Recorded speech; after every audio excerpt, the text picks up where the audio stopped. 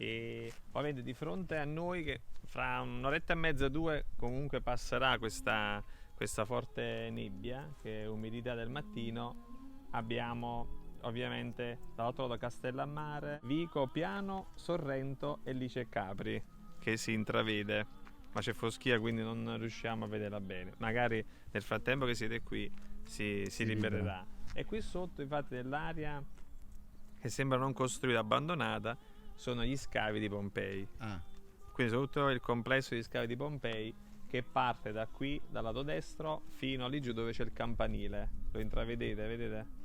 Se potete ben notare, questo è il nostro Lapillo.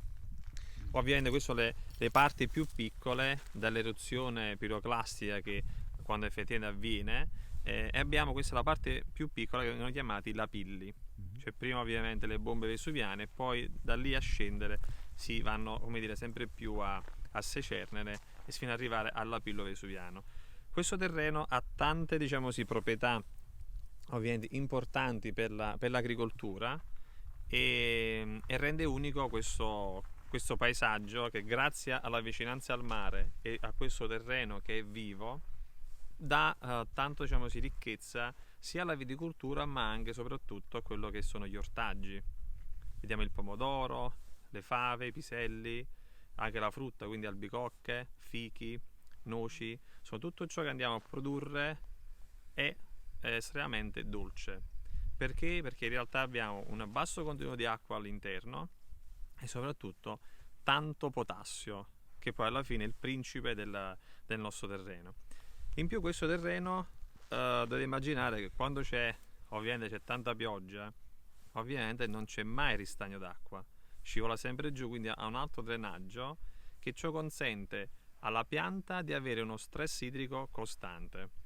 Lo stress idrico è una cosa che normalmente oggi in altre realtà si va a controllare, qui ce l'abbiamo in maniera naturale.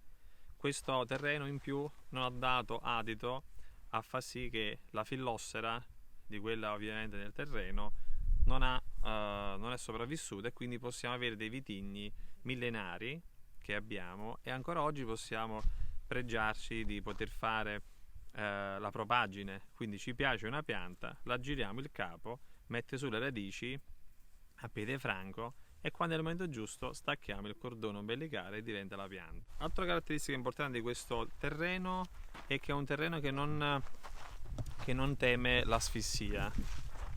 Quando giustamente un terreno è molto compatto, argilloso, soprattutto dopo una pioggia, abbiamo proprio una chiusura e quindi sotto aria non c'è. Bisogna rippare, si dice, no? Bisogna passare con il trattore, aprirlo perché altrimenti aria non ne passa. In questo caso qui abbiamo una rippatura costante perché il terreno, essendo disciolto, è sempre, diciamo così, arieggiato, anche se in alcuni casi poi quando si lavora tanto con i trattori bisogna dargli supporto.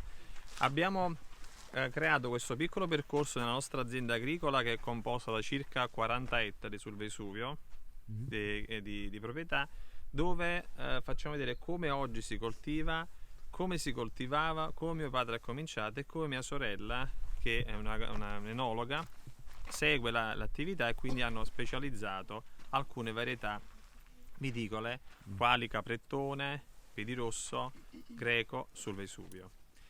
Qui infatti c'è il Guyot, dove alleviamo gran parte dei nostri vitigni, tra cui Falanghina, Caprettone, che sono un po', diciamo così, i vitigni principali, e dall'altro lato abbiamo la pergola vesuviana, che per noi, diciamo così, la testimonial di come mia nonna e come tanti, diciamo così, i nostri appassionati viticoltori avevano il vigneto, che più che essere un vigneto era l'orto di casa, perché le dimensioni minime, quindi parliamo di circa 500 metri, 1000 metri di proprietà, consentivano di avere una viticoltura molto spargola, ma soprattutto di sostegno familiare. Immaginiamo nel dopoguerra, anche durante la prima guerra mondiale, ovviamente non si pensava a fare il vino, ma si pensava a sopravvivere. Quindi ecco perché mi porti su la pianta, perché c'è lo spazio sotto da poter coltivare. Quindi la pianta fa il suo decorso, sotto ci produciamo il famoso pomodoro del piennolo, patate, fave, piselli, melenzane, tutto ciò che a livello stagionale poteva dare sostegno alla famiglia. Oggi noi lavoriamo tutta la nostra vigna solo e esclusivamente in bio per filosofia, perché dal 2004 siamo partiti a fare questo lavoro di bonifica fondamentalmente, perché eliminando i prodotti sistemici ma utilizzando solo quelli di contatto, abbiamo visto che anche le stesse erbe effettivamente si sono modificate. Non abbiamo più le graminacei di quelle orticanti, ma abbiamo ovviamente un'esplosione di tutte erbe aromatiche che invece prima venivano un po' regresse, proprio perché il glifosate veniva utilizzato in maniera massiccia. Perché noi si fa biocompost, quindi i tralci non vengono da residuo di potatura, vengono raccolti, biotriturati, portati nella concimaia. La vicinanza al mare e lo stesso, diciamo sì, Pompei, si arrivava a Pompei tramite dei rivoli con la barchetta. Se voi visitate Pompei c'è l'ingresso Porta Marina, perché si attraccava non con le navi, ma con, diciamo sì, le piccole barchette da tenderini, chiamiamole così, che potevano arrivare, diciamo così, alla città. Grazie alla vicinanza del mare e quindi allo sviluppo commerciale, furono proprio i greci e i fenici i primi che piantarono la viticoltura sul Vesuvio, e quindi tra le varietà primarie c'è proprio il greco, che non è il greco di tufo, ma il greco nasce sul Vesuvio, poi esportato per ragioni di tipo logistiche e economiche, perché qui è molto più difficile coltivare. Avendo questo terreno unico, però abbiamo anche minimo 6 anni per andare dalla messa a dimora alla produzione. Quindi il lavoro diventa, diciamo sì, molto molto più intenso rispetto a altre aree anche della Campania, però il risultato diventa unico nel bicchiere.